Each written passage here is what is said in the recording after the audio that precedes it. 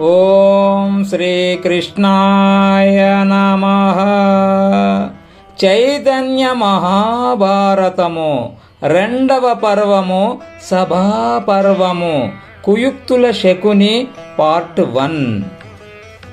జనమేజయ, మయసభ అద్భుతాలను చూచి విస్మయం చెందిన దుర్యోధనుడు ఆ మయసభను మళ్ళీ చూచి ఆ తర్వాత దుర్భర విచారంతో హస్తినకు బయలుదేరి వెళ్ళాడు అని వైశంపాయనుడు కథను నడిపిస్తున్నాడు. హస్తినాపురంలో దుర్యోధనుడు అశాంతితో ఉన్నాడు. అతని మనస్సులో లేదు. ప్రశాంతంగా కూర్చోలేక అటు ఇటు తిరుగుతున్నాడు. పడుకున్నా నిద్ర పట్టడం లేదు. మయసభను గూర్చి చింతిస్తూ అయోమయంలో పడ్డాడు. మయసభలో జరిగిన సంఘటనలు ఒకదాని తర్వాత మరొకటి చలన చిత్రాలలాగా కదిలిపోతున్నాయి. జ్ఞాపకాలు మనస్సును మరీ పీడిస్తున్నాయి. మయసభలో ఒక చోట స్ఫుటికమణులు పరిచిన నేలను చూచి అక్కడ జలమున్నదని భావించి దుర్యోధను తన వస్త్రాన్ని ఎత్తుపట్టుకొని నడిచిన విషయం జ్ఞాపకము రాగానే దుర్యోధను మనస్సు కృషించిపోతూ ఉంది. మరొక చోట స్ఫుటికములతో నిర్మింపబడిన సరోవరంలో మణిమయ పద్మములచే నిండిన జలమును నేలయని భావించి కాలు పెట్టగానే నీటిలో పడ్డాడు. దుర్యోధను వస్త్రాలు తడిశాయి. అది చూచి భీమార్జున నకుల సహదేవులు నవ్విన సన్నివేశము అతని హృదయాన్ని నలిపేస్తుంది. మరొక చోట గది ద్వారం మూయబడి ఉన్నా అది తెరుచుకొని ఉన్నట్లు కనిపించింది. దుర్యోధనుడు ప్రవేశించబోయాడు. వెంటనే అది అతని తలకు కొట్టుకుంది. వేరొక చోట గది ద్వారం మూయబడి ఉన్నట్లు కనిపించింది. దాని తలుపులను వేగంగా ముందుకు తోయాలని ప్రయత్నించాడు. కానీ అది తెరిచే ఉండడం చేత తానే ముందుకు దూసుకొని వెళ్ళి నేల మీద పడ్డాడు. ఇవన్నీ హృదయాన్ని కలత పెడుతున్నాయి. మయసభలో దుర్యోధనునికి జరిగినవన్నీ అనుభవాలే గాని అవమానాలు కావు. మయునిచే నింపబడిన అద్భుతమైన ఆ మయసభ అలౌకికమైన శిల్ప ప్రభావ ప్రదర్శనాలతో అలరారుతోంది. ఒకటి మరొకటిగా కనిపిస్తోంది. ఎవరి కళ్ళను వాళ్ళు నమ్మలేని పరిస్థితి మయసభలో ఉంది. దుర్యోధనుడు నీళ్లలో పడినప్పుడు, ద్వారం లేని చోట ఉందని భ్రమించినప్పుడు, ఉన్న చోట లేదని భ్రమించి తలను ఢీకొన్నప్పుడు అక్కడున్న వారు నవ్వింది వాస్తవమే. అలాంటి సన్నివేశాలలో అప్రయత్నంగా అనాలోచితంగా నవ్వడం అందరికీ అనుభవంలో ఉన్న విషయమే. స్నేహితుడు బురదలో జారి పడితే మనం నవ్వలేదా?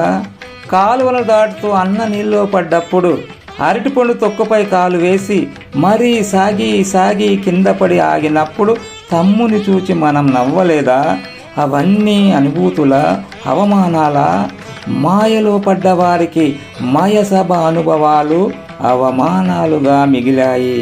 మహిమ చూచేవారికి అనుభవానందాలుగా నిలిచాయి. అక్కడ దుర్యోధను చూచి నవ్విన వారు కూడా తనవారే గాని పరాయి వాళ్ళు కారు. ఆ సన్నివేశంలో అర్జునుడు జారిపడిన ద్రౌపదీ కృష్ణుడు తప్పక నవ్వేవారే. భీముడు గోడను ఢీకొన్న నవ్వును ఆపుకోరెవ్వరు. ఎవరికి అలాంటి అనుభూతి కలిగినా ఊహించని ఆ విచిత్ర సన్నివేశానికి మిగిలిన వారు సహజంగా నవ్వేవారే. దుర్యోధుడైనా నవ్వేవాడే. ఒకవేళ ఆ సంఘటన ధర్మరాజుకే జరిగి అతడు నీళ్ళల్లో పడ్డప్పుడు దుర్యోధనుడే నవ్వాడు అనుకుందాం. అది చూచి ధర్మరాజు అవమానంగా భావిస్తాడా? భావించడు. పైగా తాను శృతి కలిపి నవ్వి ఉండేవాడు. మయసభలో వినిపించిన నవ్వులలో వినోదాలున్నాయే గాని వేలాకోలాలు లేవు, వెటకారాలు లేవు, విద్వేషాలు లేవు, విమర్శలు అసలే లేవు. లేనివన్నీ దుర్యోధనికి ఉన్నట్లు తెలిసాయి. ఎక్కడ? బయట ఉన్న మయసభలో కాదు, లోపల ఉన్న మనస్సులో. మయసభలో మహిమే ఉంది. మాయ అంతా మనసులోనే ఉంది. దుర్యోధనుని దుఃఖానికి మయసభలో చెందిన మందహాసాలు కారణాలు కావు. పాండవుల విషయంలో తనకున్న మాత్సర్యమే పగను రెచ్చగొట్టింది. పాండవుల వైభవాన్ని చూచి బాల్యం నుండి దుర్యోధనుడు అసూయ పడుతూనే ఉన్నాడు. అపాయాలను నిరంతరాయంగా సృష్టిస్తూనే వచ్చాడు.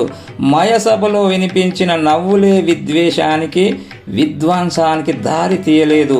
ఎప్పటి నుండో ఆంతర్యంలో తిష్ట వేసి ఉన్న అసూయాగ్నికి ఆనందోత్సవాలు ఆజ్యాలయ్యాయి. అంతే. ఇక్కడ అతి ముఖ్యమైన మరొక విషయాన్ని మనం విశ్లేషించుకోవాలి.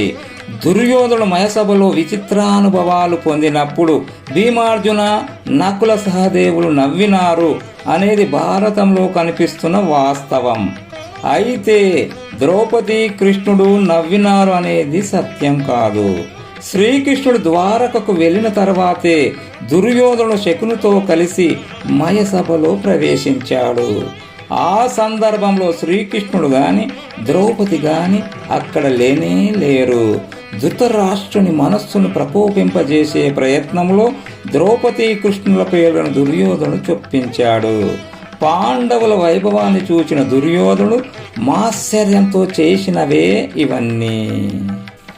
దానికి తోడు పాండవుల సంపద ఊహకు అందకుండా పోయింది. వారి యశస్సు దేశమంతా వ్యాపించింది. జనులందరూ పాండవుల హితాన్ని కోరుకుంటున్నారు. ఈ లోకాతీత వైభవాన్ని పదే పదే తలుచుకుంటూ, తల కోసుకుంటూ, తల భారంతో కుంగిపోతున్నాడు దుర్యోధనుడు. గాంధార రాజకుమారుడు తన మేనమామ శకుని ప్రవేశించాడు. దుర్యోధన, ఎందుకు అలా ఉన్నావు? ఏమిటి నీ విచారము? నీ దుఃఖానికి కారణమేమిటి అని పదే పదే శకుని ప్రశ్నించిన తర్వాత బరువైన గుండెతో దుర్యోధనుడు బదులిచ్చాడు. మామా, భీమార్జున పరాక్రమ విశేషం చేత సమస్త భూమండలము ధర్మరాజు వశమైంది. రాజసూయ యాగ సమయములో ఇంద్రప్రస్థము అమరావతిలాగా శోభించింది. ఇదంతా చూచి వేసవి కాలంలో చిన్న చిన్న నీటి గుంటలు ఎండిపోయినట్లు నా గుండె మండిపోతుంది. కృష్ణుడు శిశుపాలను వధిస్తూ ఉంటే సభలో అందరూ నరపతులున్నా నాటకం చూస్తున్నట్టు ఉండిపోయారే గాని ఒక్కరు కూడా అభ్యంతరము చెప్పలేదు, అధిక్షేపించను లేదు. శ్రీకృష్ణుడు దారుణమైన తప్పిదనమును చేసిన పాండవుల వైభవము దానిని కప్పేసింది. మామా, ఇదంతా చూస్తూ నేను బ్రతకలేను. నేను అగ్ని ప్రవేశం చేస్తాను, లేదా జలప్రవాహంలో దూకి చేస్తాను. ఈ రెండూ కాకపోతే విషమైనా తింటాను. నా శత్రువుల ప్రగతిని, నా పతనాన్ని చూస్తూ జీవించే శక్తి నాకు లేదు. సమర్థత గలవారు నాకు సహాయంగా లేరు. నేను జీవించి ఏమి సాధించగలను? నా ప్రయత్నాలన్నీ నాకు ఏమి ప్రసాదించాయి? పాండవులకు వాటంతట అవే సమకూరుతున్నాయి. ప్రయత్నం కన్నా విధిదే పైచేయి అని భావిస్తున్నాను. మామా, నాకు ఏదో చేసి పెట్టమని, దోచిపెట్టమని నిన్ను నేను బలవంత పెట్టడం లేదు. నేను చచ్చేందుకు అనుమతిని కోరుతున్నాను అంతే అని దుఃఖించాడు దుర్యోధనుడు. దుర్యోధన, నువ్వు చెప్పినదంతా బాగానే ఉంది, కానీ నీ బాధ ఏమిటో నాకు అర్థం కావడం లేదు. పాండవులు భాగ్యవంతులై భోగాలు అనుభవిస్తున్నారు. సరే, ఇందులో దుఃఖపడవలసింది ఏముంది? సంపదల్ని ప్రోగు చేసుకున్నారు, అనుభవిస్తున్నారు. వారు సుఖంగా ఉన్నారని బాధపడుతున్నావా? మరి వారి సుఖాన్ని భగ్నం చేయాలని బాల్యం నుండి నువ్వు ప్రయత్నిస్తూనే ఉన్నావు కదా. కుట్రల మీద కుట్రలు పన్నుతూనే ఉన్నావు కదా. నీవేమి చేతులు ముడుచుకొని కూర్చోలేదే. కాకపోతే నీ ప్రయత్నాలు ఫలించలేదు. దానికి దుఃఖించడం ఎందుకు? వాళ్లకు కాలం అనుకూలించింది, నీకు అన్నీ ప్రతికూలాలే ఎదురయ్యాయి. ఇకపోతే మయసభ వైభవాన్ని చూచి నీవు మాయలో పడి వగచడం ఎందుకు? కాండవ వనములో అర్జునుడు మయును రక్షించాడు. ప్రత్యుపకార బుద్ధితో మయుడు సభాభవనాన్ని నిర్మించి ఇచ్చాడు. మయుడుకు నిర్మాణ కౌశలం ఉంది, అందుకని అద్భుతంగా నిర్మించాడు. దీనికి నీవు బాధపడడం ఎందుకు? ఇక వారి సంపదను చూసి శోకిస్తున్నావా? అందులో మాత్రం ఏముంది శోకించడానికి? అర్జునుడికి అవకాశం వచ్చింది. కాండవ వనాన్ని అగ్నిదేవుడు దహించుటకు కృష్ణార్జునులు సహకరించారు. అగ్ని తృప్తి చెందాడు. గాంధీవాన్ని, అక్షయ తూణీరాలను, దివ్యాస్త్రాలను వారికి ఇచ్చాడు. వాటి సహాయంతో అర్జునుడు రాజును ఓడించి సంపదలను కొల్లగొట్టుకొని వచ్చాడు. అందులో ఏముంది? ఒకవేళ అగ్నిదేవుడు అర్జునుడిని ఆశ్రయించకుండా నిన్నే ఆశ్రయించి ఉంటే గాంధీవాది ఆయుధాలు అస్త్రశస్త్రాలు నిన్నే వరించి ఉండేవి. కానీ అగ్నిదేవుడు అర్జునుని ఆశ్రయించాడు, అది అతని ఇష్టం. దానికి మనం దుఃఖించడం ఎందుకు? చూడు, సురాసురులు ఏకమైన శ్రీకృష్ణుని ఓడించలేరు, ఇది సత్యం. తేజవంతుడైన కృష్ణుడు పాండవుల వైపు ఉన్నాడు కనుక పాండవులను ఓడించడం సాధ్యం కాదు. దీనికి మాత్రం దుఃఖం ఎందుకు? పాండవులు ఓటమి పాలు కారు. అంత మాత్రం దుఃఖానికి అవకాశం ఎక్కడుంది? మనం గెలవకపోతే బాధపడాలి. వారికి ఓటమి దూరమైనందుకు దుఃఖం ఎందుకు? మనము గెలుపు దూరమైతే దుఃఖించాలి. దుర్యోధన, నాకెవ్వరూ లేరు, నేను నిస్సహాయ స్థితిలో ఉన్నాను అని నువ్వు చెప్పింది అర్ధరహితమైన విషయం. 100 మంది సోదరులు నీవు చెప్పినట్లు వినేవారు ఉన్నారు. ద్రోణుడు, కృపుడు, అశ్వత్థామ సదా నీ ఆధీనంలోనే ఉన్నారు. కర్ణుడు సరే, చెప్పనవసరం లేదు. నేను, నా సోదరులు నీ వెంటే ఉన్నాము. నిరాశ పడతావెందుకు?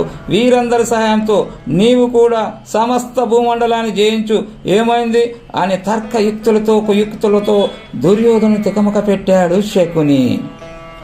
మామ, నీవు అంగీకరిస్తే ఇప్పుడు నీవు చెప్పిన వీరుల్ని, వారితో పాటు మన శ్రేయోభిలాషులైన వీరులనందరినీ వెంట పెట్టుకొని పాండవులను యుద్ధంలో ఓడిస్తాను. వారి రాజ్యము, సంపద అన్నీ నా వశమవుతాయి అన్నాడు దుర్యోధనుడు. దుర్యోధన, నీ సంకల్పం నెరవేది కాదు, నీ ఆశ ఫలించదు. శ్రీకృష్ణుని, పాండవులని, ద్రుపదుని యుద్ధంలో పరాభవించటం ఇంద్రాది దేవతలకు కూడా సాధ్యం కాదు. అంత మాత్రం చేత మనం జయించలేమని నిరాశ చెందకూడదు. దుర్యోధన, మనిషిని జయించటానికి శక్తే కావాలని భావించేవారు వివేకవంతులు కారు.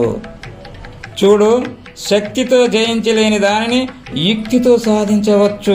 యుక్తిమంతుల ముందు శక్తిమంతులు ఓడిపోతారు. మనం పాండవులను శక్తితో జయించలేము. యుక్తితో జయించే ఉపాయం నా వద్ద ఉంది. ఏ శ్రమ లేకుండా క్షణాల్లో వాళ్ళ రాజ్యాన్ని మనం హస్తగతం చేసుకోవచ్చు అన్నాడు శకుని. అదేమిటో తొందరగా చెప్పమని బలవంతం చేస్తున్నాడు బలాన్ని కోల్పోయిన దుర్యోధనుడు. దుర్యోధన, ధర్మరాజు జూదప్రియుడు. జూదం అంటే తనకు చాలా ఇష్టం. ఆడాలని ఆసక్తే గాని ఎలా ఆడాలో తెలియదు.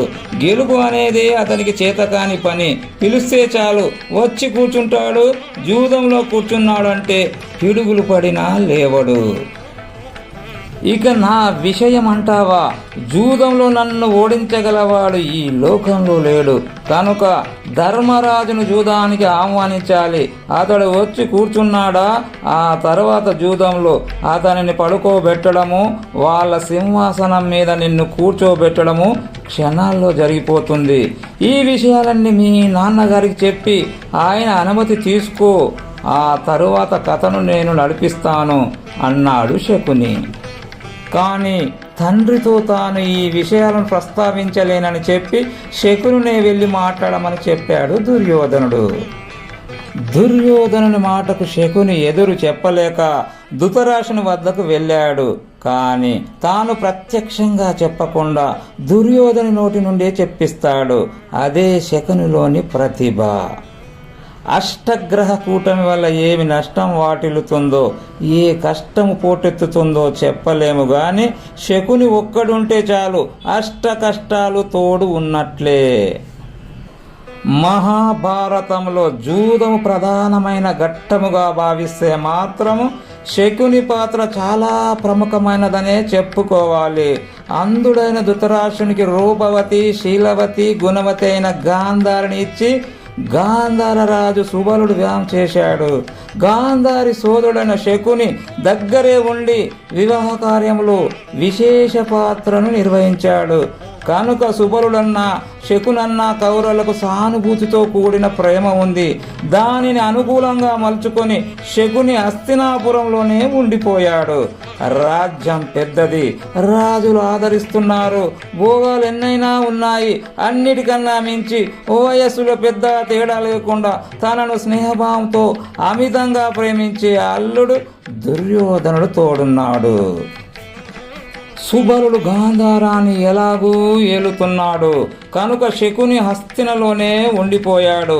శకుని దుర్యోధనుల మనస్తత్వాలు ఒకేలాగా ఉంటాయి. జోడుగా తోడుగా కుట్రలకు కుతంత్రాలకు రూపకల్పన చేస్తూ శకుని దుర్యోధని వద్దే ఉండిపోయాడు. శకుని గొప్ప ఆలోచనాపరుడు, మహామేధావి, మంచివాడు కాడు గాని ప్రతిభ గల మనస్తత్వ శాస్త్రవేత్తగా తెలుస్తాడు. శకుని కుట్ర పన్నుతాడు కానీ తాను తన నోటితో చెప్పకుండా ఇతరుల చేత చెప్పిస్తాడు. తాను తొందరపడడు, ఇతరులను తొందర పెడతాడు. తూచి తూచి అడుగులు వేస్తాడు. తన కాలికి బురద అంటుకోకుండా జాగ్రత్త పడతాడు. అవసరమైతే నమ్మిన వాళ్ళను కూడా నట్టెట్ట ముంచుతాడు. మహాభారతం ద్యూత క్రీడతో ఒక మలుపు తిరిగింది. జూదాన్ని వలచిన వాడు దుర్యోధనుడే అయినా దుర్యోధనుని మలచిన వాడు మాత్రం శకుని మామే. రాజసూయ యాగ వైభవాన్ని మయసభ ప్రభావాన్ని స్వయంగా వీక్షించి కలత చెందిన దుర్యోధనుడు తన బాధనంతా శకుని మామతో చెప్పుకున్నాడు. దుర్భరమైన దుఃఖంతో దుర్యోధను నలిగిపోతున్నా శకుని మాత్రం తొందరపడలేదు. జూద ప్రసంగాన్ని ప్రస్తావించలేదు. దుర్యోధను ఆలోచనలు ఏ వైపు నడుస్తున్నాయో గమనిస్తూ సంభాషణ కొనసాగిస్తూ అనుకూల సమయం కోసం ఓర్పుతో నిరీక్షించాడు. అక్కడే ఉంది శకుని గొప్పతనమంతా. శకుని చక్కని వాదాన్ని వినిపిస్తాడు. నిజానికి ఆ వాదం వెనుక ఉన్నది మాత్రం జూదమే. శకుని దుర్యోధనుతో పలికిన మాటలు చూశాము కదా. ఆ మాటల్లో ఎక్కడైనా పగ కనిపించిందా? ద్వేషం వినిపించిందా? అసూయ అగుపించిందా? లేనే లేదు. కానీ ప్రతి మాట వెనుక అవ్యక్తంగా అసూయ ద్వేషాలే కదులుతున్నాయి. ఈర్ష్య వైషమ్యాలే దోబూచులాడుతున్నాయి. అష్ట కష్టాలకు గురి చేసే శకుని అష్టసూత్ర పథకం ఎలా ఉందో పరిశీలించి చూద్దాం. అష్ట కష్టాలను గురిచేసే శకుని అష్టసూత్ర పథకం. 1. దుర్యోధన, పాండవులు వారి భోగాలను వారు అనుభవిస్తున్నారు. నువ్వు ఈర్ష్య పడవలసిన పని లేదు అన్నాడు శకుని. దుర్యోధననతే మర్షః కార్యః ప్రతియుధిష్ఠిరం భాగధేయానిహ స్వాని పాండవా భుంజతే సదా. ఎవరి భాగ్యాన్ని చూచు దుర్యోధనుడు వరించలేడు. అట్టి పాండవుల భాగ్యవంతులుగా వర్ణిస్తూ భోగాలు అనుభవిస్తున్నారని వివరిస్తూ దుర్యోధనులు మాత్సర్యాన్ని రెచ్చగొట్టాడు. 2. రాజా దుర్యోధన, పాండవులు తమ లక్ష్యాన్ని సాధించే ప్రయత్నంలో అచంచలంగా ఉండి తాతల సంపదను హస్తగతం చేసుకున్నారు. ఆ తరువాత వారి బల పరాక్రమాలతో దానిని వృద్ధి చేశారు. దానికి నువ్వు చింతించడము దేనికి అని సజావుగా మాట్లాడేశాడు. లదాచాన విభూతార్దహి పిత్రోహశః పృథివీపతే వివృద్ధస్తేజస తేషాం తత్ర కా పరిదేవనా. పిత్రార్జితం కొరకు ప్రయత్నించి పాండవులు సఫలత నొందారని పురిపెట్టాడు. అంటే తాతల సంపద నీ చెయ్యి జారిపోయింది అని నిగూఢార్థాన్ని బుద్ధికి పట్టించాడు. అంతటితో ఆగలేదు. వారు పరాక్రమంతో వృద్ధి చేసుకున్నారు అంటాడు. నువ్వు అలా కావాలని ప్రయత్నించావు గాని పరాక్రమ లోపమే దౌర్భాగ్యాన్ని తగిలించిందని నిరాశపరిచాడు. 3. అర్జునుడు అగ్నిదేవుని తృప్తిపరిచి గాంధీవాన్ని అక్షయ తూనీరాలను దివ్యస్త్రాలను సంపాదించాడు. దివ్య బాహుబలంతో పాటు దివ్యస్త్రాలు ఉండటం చేత అర్జునుడు భూపతులను జయించి అక్షయ సంపదను ఆర్జించాడు. ధనంజయుడయ్యాడు అని ఉసిగొల్పుతాడు.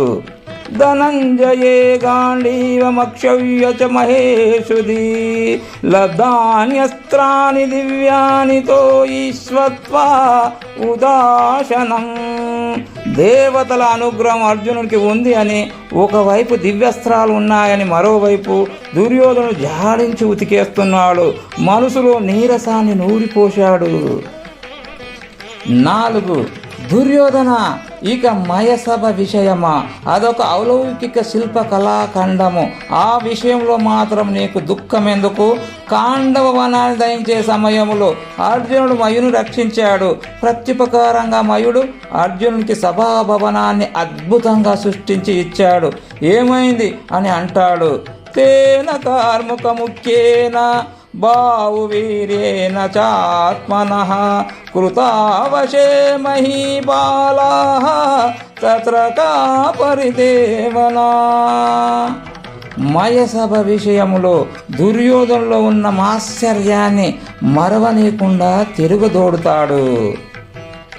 5. ఇక అతిలోక సౌందర్యవతి ద్రౌపది పాండవుల పట్ట మహిషి అయ్యింది. ద్రుపదుడు మొదలైన రాజులందరూ వారికి సహకరించేందుకు సిద్ధంగా ఉన్నారు. అదంతా వసుదేవనందుడైన శ్రీకృష్ణుని సహాయం వల్ల వారికి లభించింది. దానికి నువ్వు విచారించడం ఎందుకు అంటాడు. తైర్లబ్ధా ద్రౌపదీ భార్యా ద్రుపచ్చసుతైః సహ సహాయః పృథివిలాభో వాసుదేవస్య వీర్యవాన్. ద్రౌపది అంటూ స్వయంవర పరాభవాన్ని స్మృతికి తెచ్చి ఆవేదనను రగిలిస్తాడు. ద్రుపదాది రాజులందరూ సహాయంగా ఉన్నారంటాడు. పైగా శ్రీకృష్ణుడు ఉన్నాడని జ్ఞాపకం చేస్తూ పరిస్థితిని దారుణంగా చూపిస్తాడు. 6. దుర్యోధన దేవదానవ మానవ లేకమైన శ్రీకృష్ణుడు అజేయుడుగా నిలుస్తాడు. అతని పరాక్రమం వల్లే ధర్మరాజు మహోన్నతుడయ్యాడు.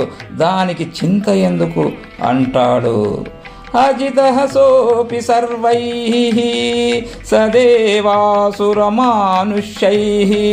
తత్తేజసా ప్రబుద్ధో సౌతత్ర కా పరిదేవనా. దేవదానవ మానవులేకమైన జయించలేని వారిని నువ్వేమి జయించగలవు అనే నిరాశ రాగాన్ని ఆలపించాడు. 7. పోనీ ఇప్పుడైనా ఏదో ఒక విధంగా పాండవులను లొంగ తీసుకోవాలని దుర్యోధనుడు అభిప్రాయపడవచ్చు. ఆ సంకల్పాన్ని కూడా నీరు కార్చుతూ, చూడు దుర్యోధన, పాపం నువ్వు మాత్రం ఏం చేస్తావు? బాల్యం నుండి వాళ్ళను వశం చేసుకోవాలని నువ్వు చెయ్యని ప్రయత్నం లేదు, కానీ ఏది నీకు కలిసి రాలేదు అంటాడు. విధానం వివిధాకారం పరం తేషాం విధానతః అనేకైరద్యుపాయచ్చ త్వయా నాశక్తితా పురా. ఇంతకాలం చేసినవన్నీ ఏం ఫలించాయి, ఇక చేయబోయేవి ఫలించడానికి అని తేల్చేశాడు. 8. చెయ్యవలసిందల్లా చేసేసి చెప్పవలసిందల్లా చెప్పేసి ఇప్పుడు దింపుడు కళ్ళ మాస చూపెడుతూ ఊకదంపుడు ప్రసంగం చేస్తాడు. దుర్యోధన, నువ్వేమి బాధపడనవసరం లేదు, అసహాయాన్ని అని ఆవేదన చెందకు. నీ వైపు కూడా సమర్థులున్నారు. నీ తమ్ములు ద్రోణ, అశ్వత్థామ, శకుని, రాధేయులున్నారు. ప్రయత్నించి భూమండలాన్ని జయించు అంటాడు. యచ్చ అసాయతాం రాజన్ ఉక్తవానసి భారత ఏతైత్వం సహితః సర్వైః జయకృష్ణాహం వసుంధరా.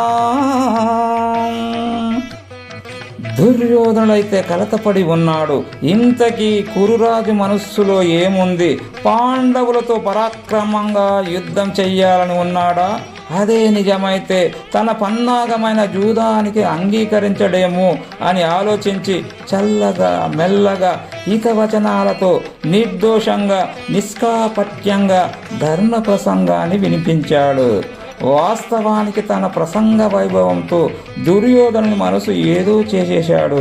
చెయ్యవలసిన మృదంగ కచేరిని సవ్యంగా నడిపి మేమందరము ఉన్నాము, భూమండలాన్ని జయించు అని ముక్తాయింపు ఇచ్చాడు. మామ, పాండవుల సిరి సంపదలన్నీ నాకు రావాలి, మయసభ మన సభ కావాలి, భూపతులందరూ నా వశం కావాలి. ఇవన్నీ జరగాలంటే పాండవులకు పరాజయం జరగాలి. నువ్వు అంటే ద్రోణాది మహారథులను వెంటబెట్టుకొని పాండవులపై దండెత్తుతాను అన్నాడు దుర్యోధనుడు. ఈ మాట కొరకే ఎదురు చూస్తున్న శకుని గురి కుదిరిందని భావించి పురివిప్పి నాట్యం చేశాడు. దుర్యోధన, నువ్వు చెప్పింది బాగానే ఉంది, కాని అర్జునుడు, శ్రీకృష్ణుడు, భీమసేనుడు, ధర్మరాజు, నకులుడు, సహదేవుడు, పుత్ర సహితుడైన ద్రుపదుడు మొదలైన వీరులను యుద్ధంలో దేవతలు కూడా జయించలేరు. వారందరూ ఎవరికి వారే మహారథులు, ధనుర్ధరులు, అస్త్ర విద్యా నిపుణులు. ఒక్క మాటలో చెప్పాలంటే చెలరేగిపోయి పిచ్చి పట్టినట్టు యుద్ధం చేసేస్తారు. యుద్ధ దుర్ముదాహ అని కుదిపేశాడు దుర్యోధన్ని కుయుక్తుల శకుని. దుర్యోధనుడు నిర్ఘాంతపోయాడు. కొన్ని క్షణాలు ఏదో ఆలోచించేవాడిలా అభినయించి, దుర్యోధన, నాకు ఒక ఆలోచన తడుతూ ఉందని పడగ విప్పాడు గాంధారరాజు. అహంతు తద్విజానామి విజేతుం ఏన శక్యతే యుధిష్ఠిరం స్వయం రాజన్ తన్నిబోధజుషస్వచ. అందరినీ మనం జయించలేము, పైగా యుద్ధంలో మన వాళ్ళు కూడా మరణిస్తారు. ఈ శ్రమలన్నీ భరించడం కన్నా ధర్మరాజు ఒక్కని పరాజితుని చేస్తే సరిపోతుంది.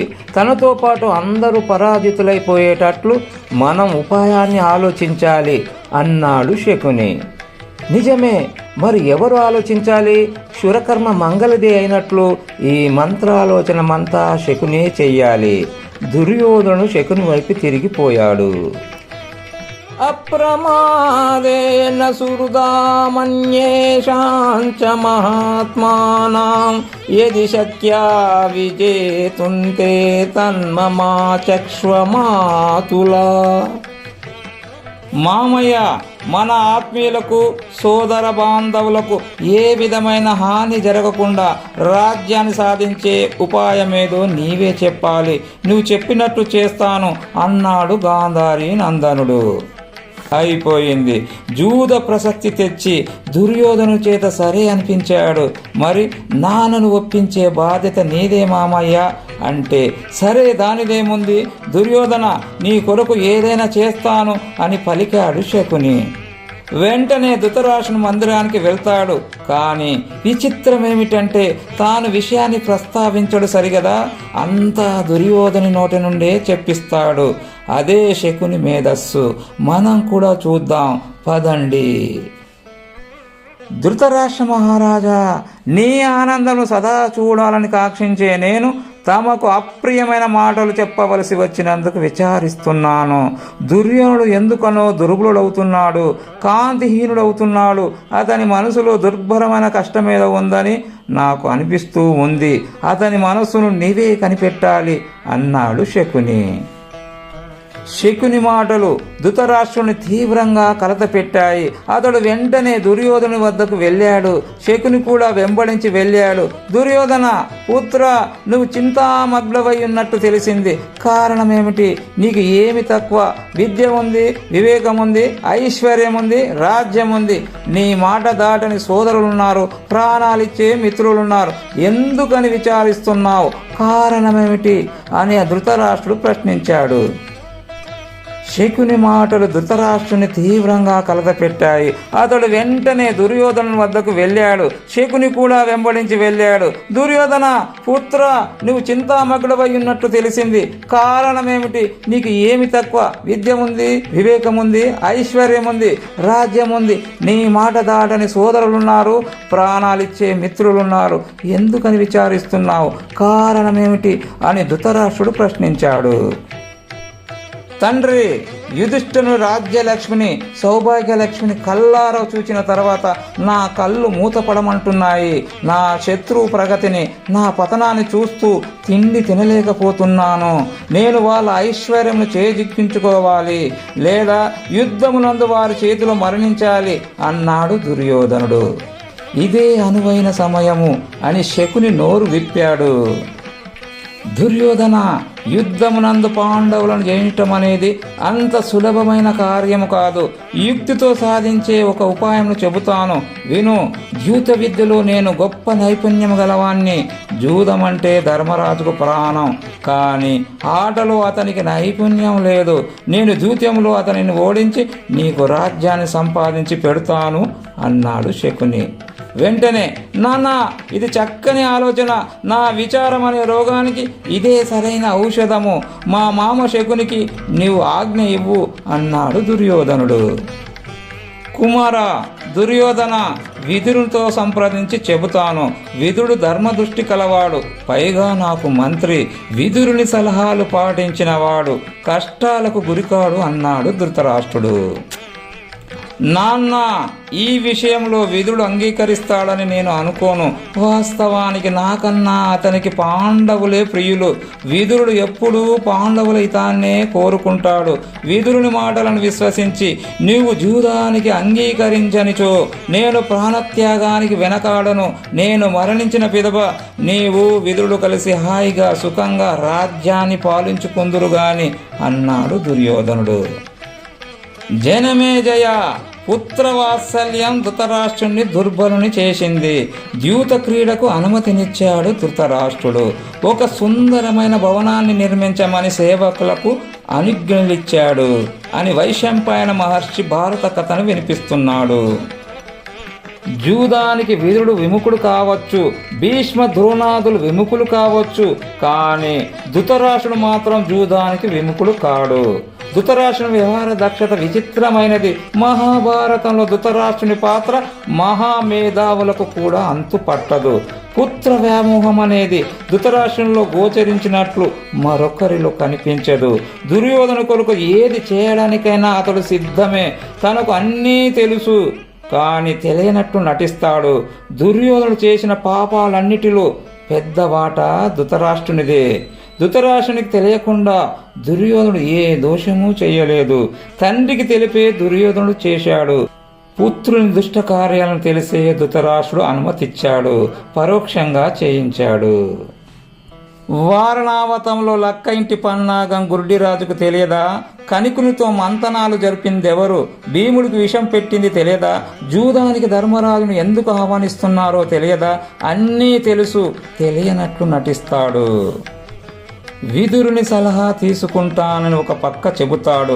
విదుడు రాకముందే జూదానికి అనుమతినివ్వడమే గాక దానికి అనుకూలమైన సుందర భవనాన్ని నిర్మించమని కూడా ఆజ్ఞలిచ్చాడు.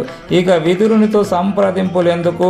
ఒకవేళ భవిష్యత్తులో ద్యూతక్రీడలోని కుట్ర బయటపడితే నాకేమి సంబంధం లేదు, నాకు ఈ పన్నాగం అంతా తెలియదు అని చెప్పి తప్పించుకొని తటస్థ వైఖరిని ప్రదర్శిస్తూ సమయాలను గుర్తించి దుర్యోధనునికి మేలు చెయ్యాలన్నదే ధృతరాష్ట్రుని పన్నాగం. భారతీయ సాహిత్యంలో ధృతరాష్ట్రుని వంటి ప్రతి నాయకుని పాత్ర మరొక చోట వెతికినా అగుపించదు. ధృతరాష్ట్ర దుర్యోధనులు వాస్తవానికి విచిత్రమైన తండ్రి తనయులు. మహాభారతంలో వీరిద్దరి దగ్గరే తండ్రి కొడుకుల సంబంధం విడ్డూరంగా మారింది. విశ్వవిఖ్యాతమైన కురువంశము పూర్వము కురువంశంగా ప్రసిద్ధికెక్కింది. తండ్రి అయిన యయాతి కొరకు కుమారుడైన పూరవుడు తన యవనాన్ని సమర్పించి ఖ్యాతి గడించాడు. ఇంతెందుకు, తన తండ్రి అయిన భీష్ముడు ఆయన తండ్రి అయిన శంతన మహారాజు కొరకు సర్వస్వాన్ని సమర్పించి బ్రహ్మచారిగా మిగిలిపోయాడు. తండ్రుల కొరకు త్యాగాలు చేసిన బిడ్డను ప్రసాదించిన కురువంశము ధృతరాష్ట్రుని కాలంలో ఒక్కసారిగా తారుమారైంది. పుత్రవ్యాహంతో పుత్రుని కొరకు ధర్మాన్ని తాకట్టు పెట్టే దౌర్భాగ్య స్థితి దాపురించింది. ధృతరాష్ట్రుడు విదురుని పిలిపించాడు. ధృతరాష్ట్రుని నిర్ణయంతో విభేదించాడు విదురుడు. కురు పాండవుల మధ్య విభేదాలు తలెత్తడానికి ద్యూత క్రీడకు మించినది మరొకటి ఉండదు అని అభిప్రాయపడ్డాడు విదురుడు. విదురా, దైవానుగ్రహం ఉంటే కలహాలు కలగవు. శుభము అశుభము, మంచో చెడు, ఇది మాత్రం జరిగి తీరాలి. విదురా, వెంటనే నీవు ఇంద్రప్రస్థానికి వెళ్ళు, ధర్మరాజును వెంట పెట్టుకుని రా. నేను చేసిన ఈ ద్యూత క్రీడ నిర్ణయాన్ని యుధిష్ఠిరునికి చెప్పు అన్నాడు ధృతరాష్ట్రుడు. విదుడు బాధపడుతూ భీష్ముని వద్దకు వెళ్ళాడు. వినూతుడైన విదురుని అభిప్రాయం విన్న తర్వాత ధృతరాష్ట్రంలో కలత ప్రారంభమైంది. దుర్యోధనుని పిలిపించాడు. కుమారా, జూదం అనేది మంచిది కాదు, మనకు ఏ విధంగానూ హితం కాదు. విదురుడు కూడా అదే అభిప్రాయంతో ఉన్నాడు. యాదవ వంశంలో ఉద్ధవుడు ఎలాంటివాడు, కురు వంశంలో విదురుడు అలాంటివాడు. విదురుడు చెప్పింది వింటే మనకు సదా మేలే కలుగుతుంది. జూదము విరోధాన్ని సృష్టిస్తుంది, విరోధము రాజ్యాన్ని నశింపచేస్తుంది. దుర్యోధన, నీవు నాకు జ్యేష్ఠపుత్రుడవు, నా మాట విను. ద్వేషం మనిషిని సుఖశాంతులకు దూరం చేస్తుంది. పాండవులపై అకారణ వైరాన్ని పెంచుకోకు. యుధిష్ఠిరుడు అతని తండ్రి వలె ధర్మాత్ముడు, కల్లా కపటం తెలియనివాడు. అతడెవరో కాదు, నీ సోదరుడే. అతని సంపద నీ సంపదే. ధర్మరాజు నిన్ను ఎన్నడైనా ద్వేషించాడా దుర్యోధన? అలాంటప్పుడు అతనిపై నీకు ద్వేషం ఎందుకు?